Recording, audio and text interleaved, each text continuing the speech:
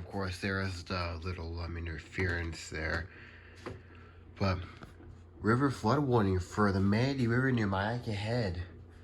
Yeah, I was expecting them to do this. No activation of the ER50 though, but yeah, affecting Manatee County. That's crazy that I can actually somehow get KHB32 in here. But soon, I'm hoping to see everything go off in the new setup.